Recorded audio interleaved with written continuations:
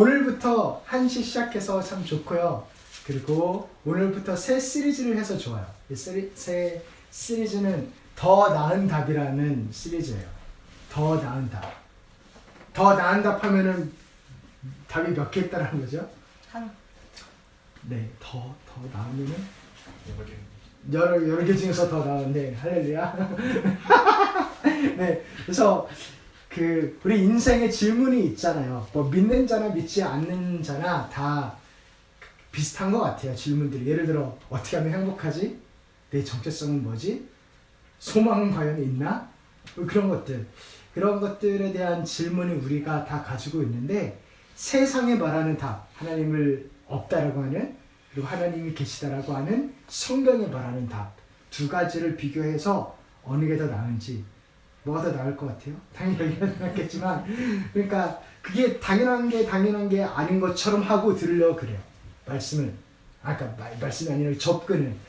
제가 팀 켈러 목사님의 그 시리 미니스트리 프로그램을 너무 감사하게 저는 너무 감사해 거기 갈 때마다 감사하게 거기서 배우고 있는데 이거를 배우고 있어요. 어플로지렉스 변증학. 거기서 처음 이야기하는 게 뭐냐면 leveling the ground 그렇게 해가지고 나나 예수 믿는 나나 너나 사실 가지고 있는 질문이 그리 다른 게 아니다. 너가 가지고 있는 질문을 나도 가지고 있고 사실 같은 거를 우리가 찾아가는 여정 가운데 있다. 그거를 먼저 하는 거예요. 그걸 이제 땅을 평평하게 만든다 그렇게 표현을 하는데 그래서 우리는 사실은 같은 것을 구하고 있는 처지에 있고 그런데 너는 너 나름대로 대답이 있는 것 같은데 내 대답도 한번 들어보지 않을래? 하는 거예요. 그러니까 이거는 나한테도 되게 중요한 질문이기도 하고요. 우리가 우리의 신앙을 살아계신 하나님을 다른 분들하고 나눌 때도 되게 중요한 접근이기도 해요. 그래서 더 나은다. 오늘은 특별히 종교는 사라질까? 어떻게 생각하세요? 종교는 사라질 것 같아요? 종교는 사라질까에 대해서 얘기할 겁니다. 혹시 가슴이 뭉클했던 적 있어요? 네. 남편을 볼 때마다 가슴이 가슴이 뭉클해지는 것. 사랑하는 네가 이렇게 프로포즈를 할 때라든가 아니면 특히 부모님의 희생을 생각하면 진짜 가슴이 뭉클하죠. 가슴이 뭉클한 그런 게 있습니다. 그리고 혹시 아메리카 갓 탤런트 해가지고 골든 버저 아세요? 정말 너무 대단한 탤런트 그 퍼포먼스를 보면 심사위원들이 이거는 당연히 합격해야 되면서 골든 버저를 딱 누르는 게 있어요. 그런 그 골든 버저만 모아둔 클립을 보면 정말 대단한 그런 그 퍼포먼스들이 있어요. 그거 보면 정말 감동이 밀려요. 그리고 또 되게 감동적인 이야기 아니면 노래. 저는 감동적인 노래하면 물론 제가 만든 노래도 생각이 나지만 여러분, 임재범의 여러분. 옛날에 나는 가수다.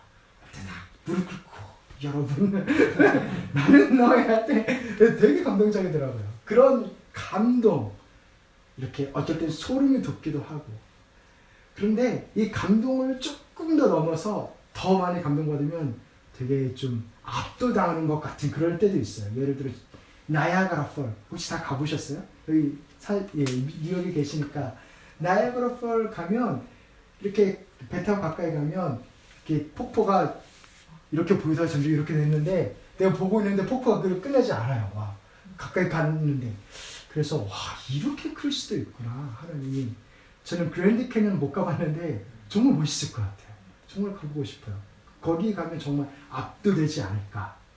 또 어떤 사막, 저는 사막 되게 좋아하는데 왜냐면 거기서 은하수를 보고 싶어요. 제 평생 소원이에요. 은하수 보는 거, 밀키웨이. 그래서 그런 거 사진으로만 봐도 와 너무 대단하고 압도당하고 어떨 때는 오싹하기도 해요. 근데 이런 감동, 압도당하는 거를 넘어서 종교적인 체험이 있어요. 그죠? 종교적인 체험. 이거는 하나님이란 존재 아니면 도저히 이게 가능하지 않다라는 그런 체험들이 있잖아요. 그래서 우리가 은혜 받았다 표현하기도 하고 그런 마음으로 움직이고 어떤 존재가 나한테 말을 걸고 그래서 내 삶이 심지어 바뀌기까지 하고 그런 경험들이 있기도 합니다. 근데 이런 것에 대해서 대체 뭔 소리냐? 종교는 곧 사라질 거다. 말도 안 되는 소리 하지 말라 라고 하는 사람들이 사실은 많아요. 그런 추세도 있기도 하고, 그거의 대표적인 인물 중에 한 명이 이 사람이에요. 누구죠? 존 레논. 1966년에 비틀즈의 존 레논이 이렇게 이야기했어요. 기독교는 가버릴 거다. 흔적도 없이 사라질 거다. 결국에는. 그리고 내 말이 결국 맞을 거야. 증명할 필요도 없어. 라고 이야기했고, 그리고 나서 정말 유명한 말. 우리는 예수보다 유명하다. 이 말을 그때 했어요. 그 앞에 기독교가 사라질 거다라고 이야기를 하고. 이렇게 존 레논이 이렇게 말한 것은 사실 많은 사람들의 마음을 대변한 말이에요. 종교는 결국 사라질 거야 라고 하는 말이었는데, 그런데 너무나 어떻게 보면 이 사람한테는 안타깝게도 이게 공수표로 들어가고 말았죠. 1900이래요. 2015년에 Pew Research라고 종교를 이렇게 리서치한 기관이 있는데, 거기에서 나온 통계를 가지고 바탕으로 해서, 이거는 워싱턴 포스트에서 2015년에 낸 기사예요. 뭐라고 하냐면, 종교가 점점 사라질 거라고 예측이 되냐? 그게 아니다. 세상은 더 종교적이게 될 것이다. 덜 종교적인 게 아니고 더 종교적이게 될 것이다 라는 것을 했고, 특별히 기독교에 관해서는 뭐라고 그랬냐면, 기독교가 죽어가는 것 같냐? 아니다. 기독교는 모양이 바뀌는 거지 죽어가는 게 아니다 라고 이야기를 했어요. 그리고 이렇게 이야기를 하면 어떤 사람들이 이렇게 말하기도 해요. 그거 못 배운 사람이나 기독교 신을 의지하는 거지, 아니면 배고픈 사람이나 못 버는 사람이나 그 신이 필요한 거지, 그렇게 이야기하기도 하는데요. 하버드 하면 좀 좋은 대학이잖아요. 하버드 대학에 저스티스라는 강의를 했던 분이 있어요. 마이클 샌들이라고. 되게 유명하거든요. 책도 많이 나오고 강연도 많이 나오고. 이 분하고 같이 현대 지성을 공동체 학파라고 하더라고요. 지성을 이끌고 나아가는 찰스 테일러라는 분이 있어요. 이분하고 또 알빈 플랭팅카라는 분이 계세요. 이렇게 되게 현대 지성을 이끌어가는 분들이 이야기하기를, 참고로 제가 이분들을 어떻게 아느냐, 다 팀킬러 책 보고 아는 거예요. 네, 역시 그러니까 쿼테이션 많이들 그 책에서 나옵니다. 굳이 밝혀야 되니까. 그래서 이분들이 뭐라고 그러냐면, 종교가 사라지는 것 같아 보이나 그렇지 않고 하나님이 결국에는 입증된다, 이렇게 이야기해요. 이분들을 나무 위키 찾아보면 C.S. 루이스는 장난이래요. 이분들의 지성에 비하면, 이분들의 논리에 비하면. 그 정도로 철학적이고 지성을 대표하는 분들인데 하나님을 입증하고 있고 세속주의를 비판하고 있어요. 이거 말도 안 된다라고. 그렇게 해서 결국에 요즘에 증명되고 있는 것은 무엇이냐면, 사람들이, 예수님을 믿는 사람들이 증가하고 있다는 거예요. 특별히 라틴 아메리카 보면은 거기에서는 무슨 스테디움에 모여가지고 찬양하고 그래요. 보면은 그 무슨 유명한 CCN 가수가 아니더라도 사람들이 그렇게 많이 모이고 있어요. 그래서 라틴 아메리카에서 특히 캐리즈메릭 그 교회들이 많이 부흥하고 있고 성장하고 있고 하나님을 그렇게 찾고 있어요. 그리고 심지어 교회가, 예수 믿는 사람들이 줄어든다라고 그렇게 우리가 일반적으로 알고 있는 유럽이나 미국에서도 줄어드는 사람들은 어떤 사람들이냐면, 예수님에 대한 신앙이 어중간했던 사람들은 확실히 떠나고 있어요. 하나님에 대해서. 그런데 예수님에 대해서 진지한, 하나님에 대해서 진지한 사람들은 늘어나고 있다고 합니다. 이 뉴욕도 그렇게 가스펠 드리븐 처치들이 그 전에 1989년에는 1%였다가 지금 5%까지 늘었고, 그렇잖아요. 여기 얼마나 좋은 교회들 많이 생겼어요. 뉴욕만 해도. 그렇게 점점 더 신앙이 진지해지고 있고요. 현재 세계의 5분의 4, 4분의 5가 아니죠. 5분의 4가 신앙을 가지고 있대요. 종교적이래요. 그게 통계입니다. 그래서 팀 켈러 목사님은 이렇게 이야기를 했어요. 이 주장입니다. 사람들이 신을 믿는 이유는 정서적으로 필요해서가 아니고 내가 필요하니까, 내가 돈도 없고 아니면 마음도 허하고 그래서 필요해서라기보다 신이 있다고 해야 내가 보고 경험하는 게 말이 되기 때문이다 라고 이야기를 합니다. 이 주장을 어떻게 생각하세요? 신이 있다라고 해야만 내가 경험하는 것들, 내가 보는 것들이 make sense 하기 때문이다 라는 거예요.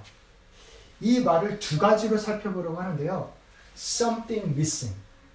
그냥 신이 없고 과학과 이성과 논리만으로는 뭔가가 부족한 거예요. 그거가 뭔지 한번 생각해 보려고 하고 something there. 그리고 저기 어딘가에 내가 살고 있는 세계 말고 밖에 뭐가 있는 게 자꾸 느껴져요. 그런 것을 한번 살펴보려 합니다. 먼저 과학은 되게 믿을만 하죠.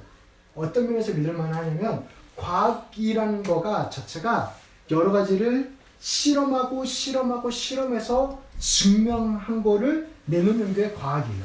그래서 법칙이라고도 하고 예를 들어 물은 섭씨 몇 도에서 끓죠? 100도. 화씨는 저 몰라요. 모르겠어요.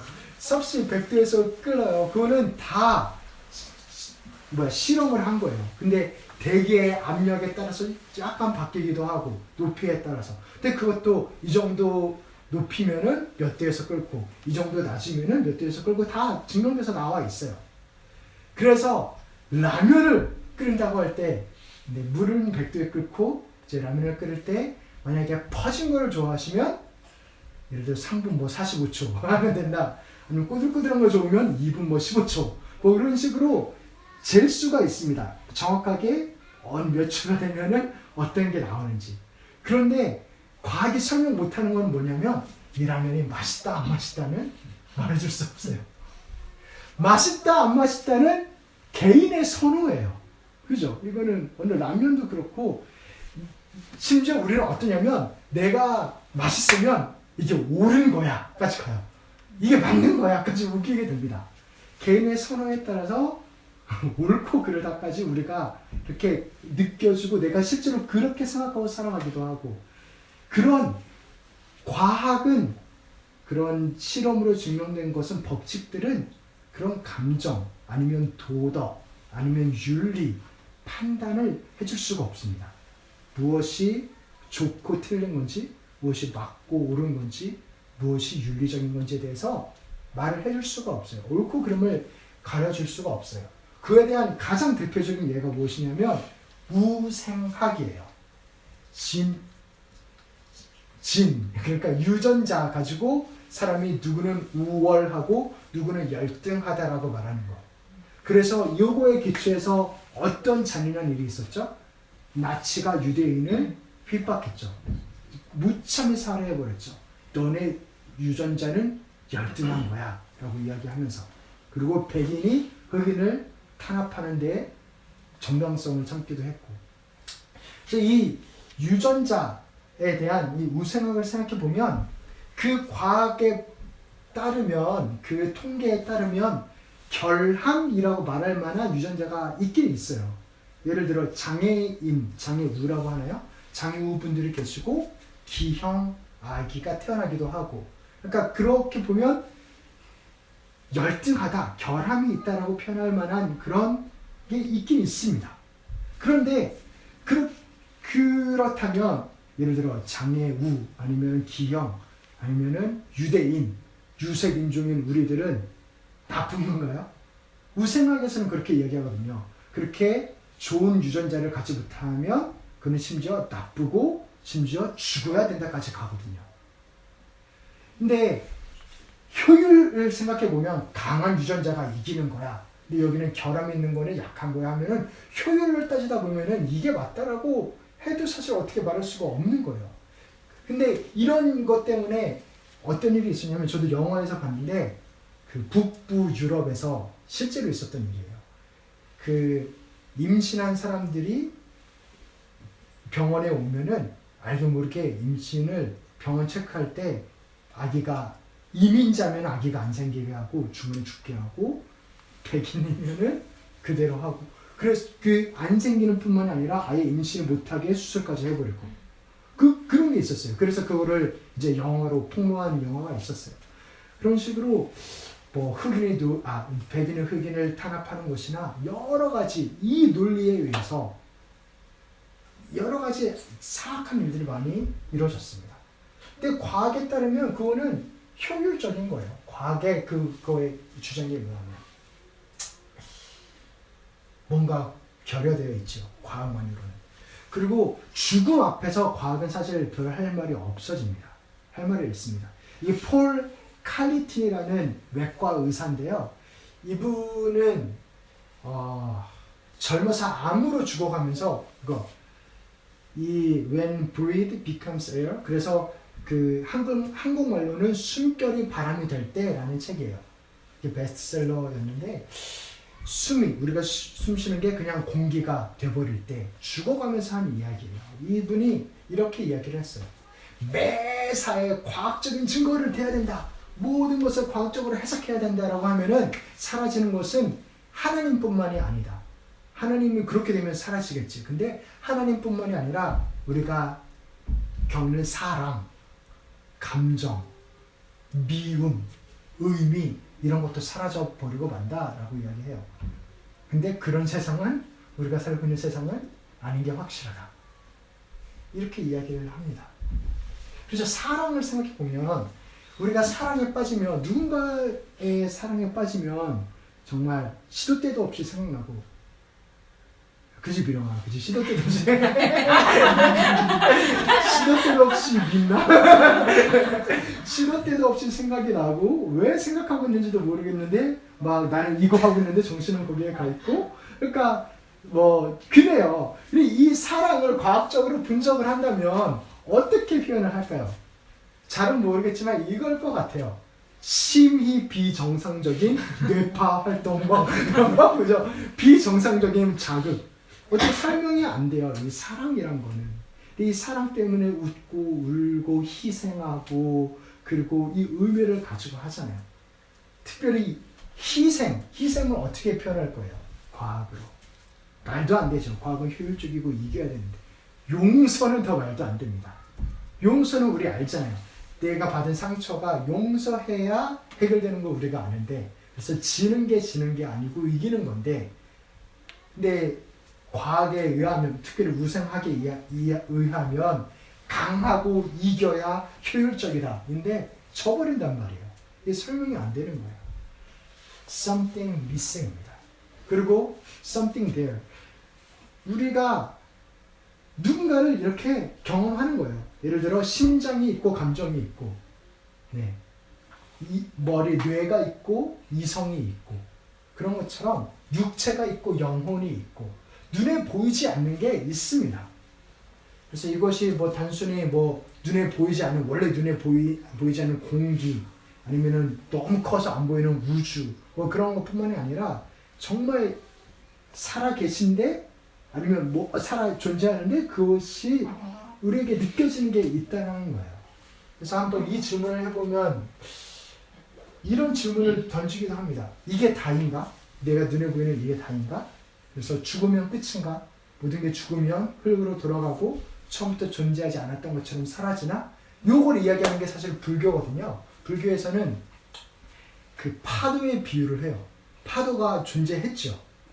근데 존재하지 않은 것처럼 그냥 사라져 버리죠. 파도가. 그리고 연기도 분명 존재했는데 어느샌가 없어져 있어요. 그렇게 표현하기도 합니다. 그래서 이러한 죽음에 관한 내 인생에 관한 의미에 관해서 질문을 던졌던 게 이분이에요.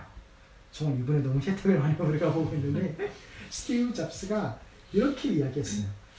평생 축적된 이익에 그게 뭐 지식이 됐건 정보가 됐건 아니면은 뭐 예술성이 됐건 이게 이 모든 경험이 그냥 없어져 버린다고 생각하면 너무 이상하다. 나는 뭔가 살아남는 게 있다라고 어쩌면 우리의 의식이 생각이 계속 지속이 될 거라고 믿고 싶다 라고 죽어가면서 이야기를 했어요. 그렇게 죽어가면서 죽음이라는 스위치가 딸깍 이렇게 내려오면 모든 게 사라져 버린다고 하는 것은 너무 말이 안 되는 것 같아. 이렇게 표현을 했어요. 이거는 아닌 것 같다. 잘은 모르겠지만 안 죽어봐서 모르겠지만 아닌 것 같다. 진짜 이건 아닌 것 같다. 순리에 어긋나 보인다. 죽음이 정말 끝이라면 왜 굳이 슬퍼할 필요가 있겠어요? 죽음이 끝이라면, 네, 저희 시간이 지나서 저희 부모님이 돌아가시고, 그럼 지금 엄청 슬플 거잖아요? 그런데 부모님이 돌아가시고, 저도 죽으면 사실 처음부터 존재하지 않았던 존재인 거예요. 여기도 존재하지 않았던 존재인 거예요.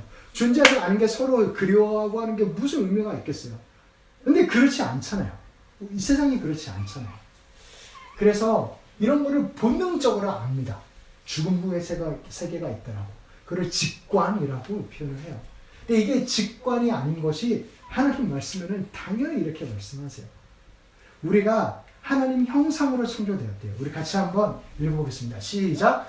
하나님이 자기 형상 곧 하나님의 형상대로 사람을 창조하시되 남자와 여자를 창조하시고, 하나님의 형상으로 창조했기 때문에 우리가 하나님을 그리워하는 게 당연한 거예요. 눈에 보이지 않지만 하나님을 느끼는 게 당연한 거예요. 그리고 영원을 사모하는 마음을 우리에게 주셨다고 그래요. 영원을 사모하는 마음. 그러니까 우리 안에 그런 본능이 당연히 있습니다. 이 직관이 정말 제대로 발현될 때는 언제냐면 예수를 들을 때, 예수를 이렇게 만날 때예요. 곡을 쓰는 사람들은 이런 표현해요. 받았다. 이건 받은 거다. 왜냐하면 평소에 내가 알던 멜로디가 아니거든요. 내 머리에서 나왔다고 하기엔 너무 좋거든. 그래서 이거 받은 거다 라고 표현을 하는데, 그래요. 그런 게 있어요. 그렇게 표현합니다. 예수님을 안 믿는 분들 그렇게 표현을 합니다. 이거는 받은 거다. 그리고 박진영 혹시 아세요? 박진영? 박진영이 옛날에 TV에서 봤는데 어떤 상을 받았어요. 상을 받고 나서 그 시상대에서 이렇게 이야기해요. 부처, 알라, 예수, 마호메트 뭐든 간에 감사합니다. 누구한테 감사를 해야 될지 모르겠는데 감사한 거예요. 그 예술에 가까이 가다 보면 그래서 마약을 많이 하나요? 뭔가를 경험하려고? 그래서 어쨌든 존재가 느껴지는 거예요. 이것을 잘 표현한 게 이 번스타인이에요. 레너드 번스타인은 베토벤을 정말 사랑했어요. 그래서 베토벤을 이렇게 연주하기도 하고 이렇게 지휘하기도 하고 할 때 이렇게 고백을 했습니다. 베토벤은 정말 천국에서 온 재능을 지녔다. 그래서 곡이 끝날 때 이 곡을 연주가 끝나고 나면 나는 이런 마음이 든대요. 어떤 마음이냐면은 세상에는 옳은 것이 분명하게 존재한다. 뭔가 정확한 게 있다. 그리고 주를 살피면서 자기의 법칙을 일관되게 지키는 뭐가 있다. 곧 믿을 만한 게 있고 옳은 게 있고 선이 있고 아름다움의 정수가 있고, 그래서 나를 절대 실망시키지 않을 그게 있다라고 느껴진다는 거야. 베토벤 연주가 끝날 때마다. 이렇게 그곳을 살짝 맛보는 경험이, 살짝 맛보는 게 아니라 엄청나게 맛볼 때도 있어요. 예수 믿지 않는 사람들. 그래서 무신론자가 이렇게 표현한 게 있습니다. 이분의 이름은 베버러 에런 라이크라는 분인데, 이분은 무신론자예요. 17살 때 하나님을, 그러니까 신적 존재를 만나는 경험을 했어요. 그래서 이거는 말로 표현이 안 되고 정말 초월적이다 라고 표현을 했어요. 그래서 Living with a Wild God 이라는 책을 썼어요. 근데 이분이 뭐라 그러냐면 환상도 없었고 무슨 예언의 소리도 목소리도 없었고, 그리고 또 무슨 동물이 토템이지만 이야기하자면 동물이 나타난 것도 아니다. 그런데 뭔가 느껴지는 존재가 있었고 그가 내게 들어왔고 내가 그 속으로 빨려 들어갔다. 이렇게 표현을 해요. 그렇게밖에 표현할 수가 없는 거예요. 이 사람은, 이분은 끝까지 무신론자로 남았어요. 왜냐하면 와일드 갓이라고 표현한 것처럼 내가 그러니까 그분이 이제까지 들어왔던 거는 되게 젠틀하고 되게 친절하고 그런 분이었는데, 이 사람이 경험한 거는 되게 거칠고 야성이 넘치는 분이었던 거예요. 그래서 내가 배워온 모르겠어요. 그게 기독교의 하나님인지 아니면 불교의 하나님인지 모르겠지만 그분은 아닌 것 같고 뭔가 존재한다. 근데 사실 성경에서 말하는 하나님이 이렇게 거칠은 분이십니다. 네. 남자는 아니지만 거치신 분이세요. 그러니까 되게 이렇게 길들여지지 않은 그런 분이십니다. 그래서 하나님을 만나는 직접 대면하는 경험을 한 선지자들은 다 엎드리고 심지어 요한은 기절하고 이렇게 정말 절망합니다. 그 중에 한 장면이 화루다 나여 망하게 되었도다. 나는 입술이 부정한 사람이요 나는 입술이 부정한 백성 중에 거주하면서 만군의 여호와이신 왕을 배웠음이로다. 이사야의 고백이죠. 이사야가 하나님을 뵀을 때 망했다. 네, 나 이제 죽었다. 나는 죄인인데 거룩하신 분을 배웠다. 그리고 어거스틴도 회심했을 때, 회심 전에, 예수님을 잘 믿기 전에 하나님을 경험한 적이 있는데 딱 섬광이라고 그래요. 하나의 번개빛처럼 찰나의 빛이었는데 너무 떨렸다. 그렇게 고백을 해요. 그렇게 두려움을 느끼고, 왜냐면 나와 너무 다르니까. 근데 동시에 사랑을 느꼈대요. 나에게 너무 가까이 계시니까. 오늘 시편 기자가 그 감정을 노래합니다. 오늘 시편 기자는 이렇게 말하죠. 하나님이 여기 계시다. 하나님이 여기 계시다. 하나님이 여기 계시다. 그래서 우리가 다시 한번 팀 켈러의 그 말을 다시 한번 생각하고 한번 이제 말씀 자세히 봅시다. 사람들이 신을 믿는 이유는 필요해서라기보다 신이 있어야만 말이 되기 때문이다. 요 말 때문에 많은 사람들이 신을 만들어냈죠. 자기 스스로. 그걸 우상이라 그러죠. 역사적으로 옛날 오늘날 21세기나 로마 시대 때나 아니면 이집트 시대 때나 신을 만들었어요. 그게 제우스가 될 수도 있고 라일 수도 있고 오늘날은 사탄이죠. 대놓고 사탄 섬기죠. 그렇게 우상을 만듭니다. 그 우상에 대해서 오늘 시편 기자도 이렇게 이야기해요. 우리 4절 5절이거든요. 4절 5절. 앞에 안 나오는데. 네. 4절 5절. 네, 제가 읽겠습니다. 여호와는 위대하시니 지극히 찬양할 것이요 모든 신들보다 경외할 것이며 만국의 모든 신들은 우상들이지만 여호와께서는 하늘을 지으셨음이로다. 만국의 모든 신들은 우상들이지만 하나님은 진짜 신이다라고 이야기를 해요. 그래서 그 이유를 뭐라고 그래요? 그 이유는 무엇이냐면 여호와는 창조주시다. 하늘을 지으셨다 그래요.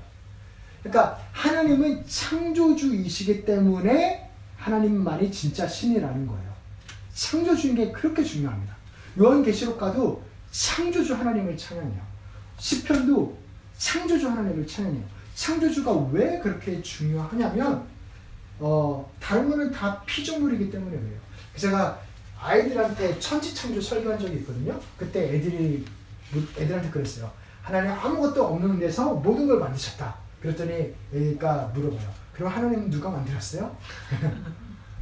근데 그게 정확한 질문이에요. 그게 핵심이에요. 그러니까 하나님인 거예요. 처음부터 계셨기 때문에. 한 시간과 공간이 있기 전에 계셨어요. 그렇기 때문에 하나님이 시간과 공간을 시작하신 분이세요. 시간과 공간 전에 계셨기 때문에 이분은 영원하신 분이에요. 시간의 범위를 벗어나서 계시기 때문에, 그리고 공간의 범위를 벗어나 계시기 때문에 전지전능 편재, 그러니까 모든 곳에 계시다라고 표현하거든요. 그러니까 공간을 만드신 분이기 때문에 모든 곳에 계신 거예요. 영원이시기 때문에 우리는 시간이 지나야 이게 맞는 것이 틀린 건지, 코로나가 계속 될지 안 될지는 알잖아요. 그에 따라서 반응을 하고 조금 잘 반응하면 지혜로운 거고 대단한 거고, 안 되면은 안타까운 거고. 근데 시간을 벗어났기 때문에 하나님은 다 보십니다. 그러니까 전지하세요. 모든 걸 다 아세요. 눈에 다 보이니까. 그래서 전능하세요. 모든 걸 다 가능해요. 다 아니까. 그게 하나님이에요. 그거를 아예 처음부터 이야기하죠. 그 창조주 하나님을 우리 같이 한번 읽어봅시다. 시작. 태초에 하나님이 천지를 창조하십니다. 이게 엄청난 선언이에요. 사실 엄청난 선언입니다. 다른 우상들은 읽어보면 그러니까 그 창조 기사, 인도나 그리스나 동양이나 창조되는 그 신들, 이집트나 만들어진 거 보면은 알에서 태어나고요. 그리고 물에서 태어나고요. 그리고 땅에서 태어나고 그래요. 처음부터 자기가 뭘 다 만들었다고 하는 그런 신은 없어요. 그리고 하나님은 그 여호와는 자기 이름을 여호와라고 하면서 나는 스스로 있는 자임이라 라고 이야기해요. 나는 나다라는 거예요. 나는 내가 되어야 되는 그 존재로 계속 그렇게 되어 있을 것이다 라는 표현이기도 해요. 이게 동사거든요. 나는 이란 동사는 동사다 그렇게 표현하는 거예요 사실. 그래서 나를 딴 걸로 설명할 수가 없어 얘들아 라는 거예요. 나는 나일 뿐이야. 하루살이한테 인간이 내가 하루살이한테 나를 설명한다면 어떻게 설명하겠어요? 어떻게 설명해도 못 알아들을 거예요. 그래서 나는 나야 라고 하는 말밖에. 그리고 하루살이한테 예를 들어 100살을 사는 인간은 영원을 사는 거겠죠. 그렇게 다릅니다. 이 하루살이한테 내가 여기 움직였다가 여기 다시 오면 기적이겠죠. 갑자기 살아났다가 갑자기 나타났어. 뭐 뭔가를 움직이면 이렇게 힘이 대단해. 그러니까 그런 겁니다. 그래서 이 하나님을 성경 마지막에서는 이렇게 이야기해요. 우리 함께 읽어보겠습니다. 주 하나님 곧 전능하신 이여 전에도 계셨고 이제도 계시고 장차 오시리이다. 그래서 전에 계시고 이제도 계시고 장차 오시리는 영원하다라는 건데 그래서 전능하다라는 겁니다. 그 살아계신 하나님을 전능하신 이를 찬양합니다. 전능하신 이를 찬양합니다. 그래서 우리 인간만이 찬양할 뿐만 아니라 온 우주 만물도 창조물도 찬양하는 거예요. 시편 19편 여기서 나왔는데 제가 여기서 나와서 제가 헷갈렸어요. 시편 19편에 우리 미령이가 읽어보겠습니다. 네. 하늘이 하나님의 영광을 선포하고 궁창이 그의 손으로 하신 일을 나타내는도다. 맞아요. 하늘이 선포한답니다. 우주를 보면 하나님이 보이고 언제 블랙홀을 찾아가지고 다큐멘터리 한번 찾아보세요. 제 기니까 설명 못했고 정말 놀라워요. 정말 하나님의 그 우주가 정말 놀랍습니다. 그리고 하늘과 궁창을 굳이 구별하면서 하나님이 하신 일을 선포한다 이야기합니다.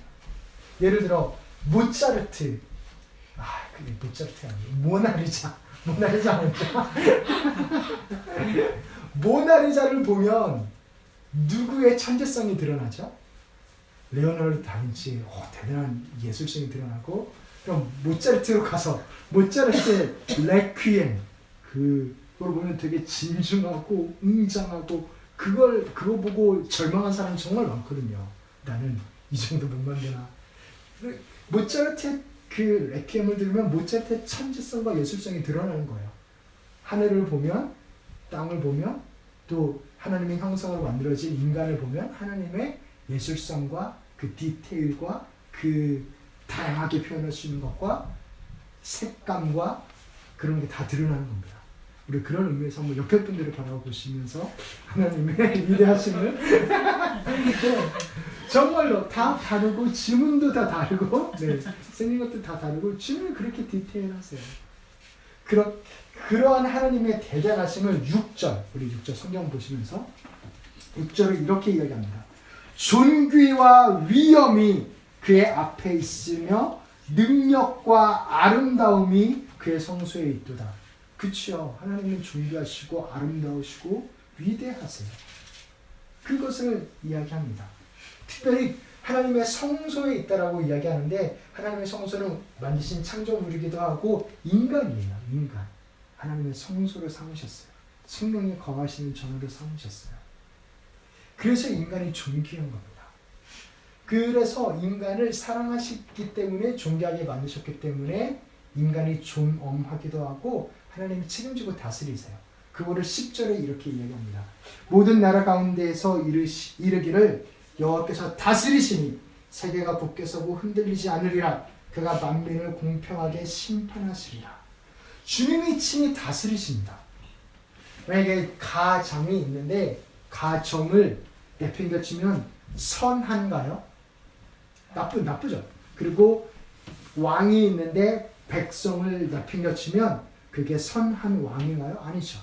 근데 우리 하나님은 선하신 분이세요. 그러면 하나님이 만든 창조물, 만든 우리를 내팽겨치실까요? 아니죠. 그럴 수가 없어요. 선하신 하나님이 그럴 수가 없습니다.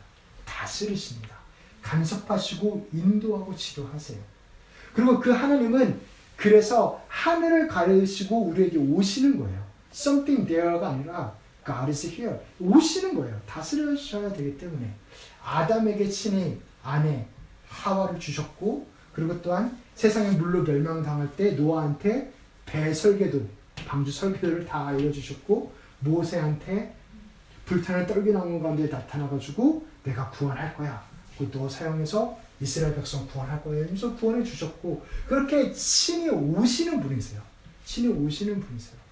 양심으로 오시고, 말씀으로 오시고, 공동체 가운데 오시고, 꿈과 환상으로 오시고, 그렇게 하나님이 오시는 것을 시편 기자는 이렇게 이야기합니다. 13절에 그가 임하시되, 임한대요. 13절에 임할 거다. 하나님이 임할 거다. 땅을 심판하러 임하실 것이고 의로 세계를 심판하시며 진실하심으로 백성을 심판하시리이다.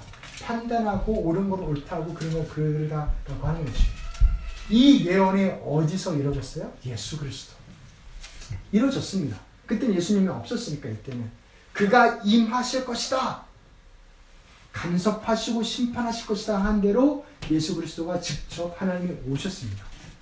우리가 인간이 하나님의 형상으로 만들어졌기 때문에 하나님을 가장 닮은 거는, 피조물 중에 닮은 거는 인간이에요. 저 웅장한 산, 저 나이아가라 폴, 그랜드 캐년을 봐도 거기서도 하나님을 느낄 수 있겠지만 사실 사람이 가장 하나님을 보게끔 만들어진 거예요.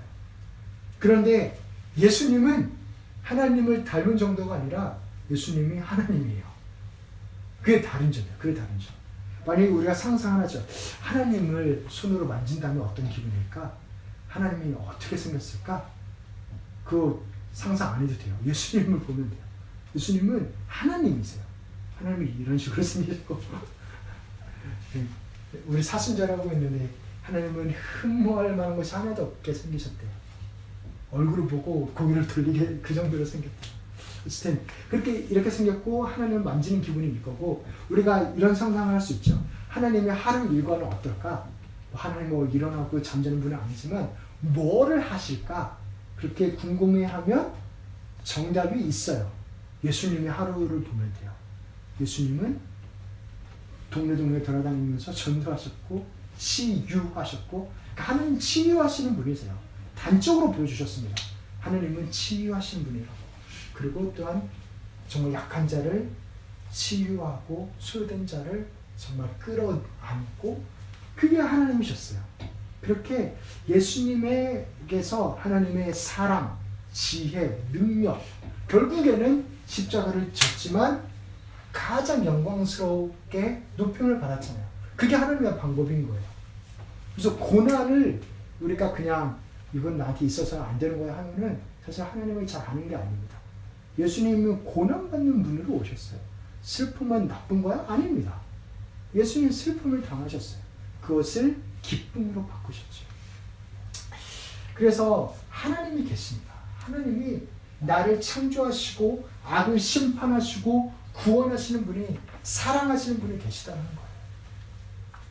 거예요. 연인이 서로 사랑을 하면 너무 좋으면 이제 결혼하려고 하잖아요. 그래야 안 헤어져도 되고. 그래서 순간순간 하나하나를 인생을 같이 겪고 싶다. 같이 시간을 겪고 같이 의미를 찾고 싶다. 그래서 어떻게 이렇게 좋은 말을 하다 어찌됐든 같이 있고 싶어 하잖아요. 그래서 하나님이 우리를 사랑하시기 때문에 단적인 예가 예수 그리스도죠. 그래서 우리에게 오시는 겁니다. 삶을 같이 하자. 삶을 같이 하자. 하나님이 왜 자꾸 나를 가만 안 내버려 두시나 모르겠어요. 그런 말을 하는 사람이 그런 마음이 들 수도 있는데, 당연하지요. 사랑하는데 어떻게 가만히 두겠어요. 사랑하는데 간섭하고 자꾸 눈에 밟히게 하고 막 내가 안 찾고 막 밀어내면은 나 여기 있어 막 이렇게, 내가 그럴 수밖에 없죠. 사랑하는데 나의 마음을, 의지를 존중해서 강제적으로는 하시지 않겠지만, 그러나 하나님의 놀라운 지혜와 경륜으로 하나하나 보호할 거 보호하고 쳐낼 거 쳐내고 인도하고 계시죠. 나를 사랑하시고 여기에 계신 분인데, 그래서 하나님은 여기에 계십니다. 오늘 이 시간에도 여기에 계세요. 어떤 하나님을 만나고 계세요? 우리가 눈으로 잘 보고 있는데 감사하게도, 근데 만약에 눈으로 못 보게 된다면, 눈으로 보고 한 30년을 살다가 어떤 사고로 시력을 잃었어요. 그러면 얼마나 답답하겠어요. 살아가는 게. 상상이 되세요? 눈 감고 한 10분만 뭘 하라고 하면은 어떻게 했어요? 네. 그렇게 불편합니다. 그리고 뭔가 있었던 걸 알기 때문에 더 불편하죠. 그러니까 눈 감고 살면은 아 이게 정상이 아닌데 이게 다가 아닌데 분명 이게 뭔가 이상한데 안 맞는데 이런 마음이 들죠. 그리고 또 두 다리로 멀쩡하게 걸어다니면서 30년을 살다가 이렇게 어떤 사고로 이게 다 마비가 됐어요. 그래서 휠체어를 이렇게 타고 다녀야 돼요. 그러면 불편한 거예요. 뭔가 안 맞는 거예요. 그러니까 그게 느껴지는 거예요. 어거스틴은 이러한 감정을 이렇게 이야기했어요. 우리 같이 한번 읽어봅시다. 시작. 주님 안에서 안식을 얻기까지 우리 마음은 평안을 모릅니다. 네. 만약에 염려가 있다고 한다면, 평안이 없다고 한다면 그게 하나님이 살아계시다는 증거다라는 거예요. 이 말은. 네. 내가 뭔가 불편하고 염려가 된다면 내가 하나님 없이 해결하려고 하니까 그런 거야. 우리는 주님 안에서 안식을 얻어야만 비로소 평안하다, 살겠다라는 걸 느낀다라는 거예요. 그게 증거라는 거예요. 그게 증거예요. 하나님 살아계시고요. 또 우리에게 그 평강을 주기 위해서, 세상이 줄 수 없는 평강을 주시기 위해서 예수 그리스도가 오셨습니다. 그 하나님을 가까이 함으로 그 평강을 누리시기를, 안식을 누리시기를, 하나님 더욱더 누리시기를, 그래서 주님과 깊은 사랑에 빠지시기를 주님 이름으로 축원합니다. 아멘. 아멘.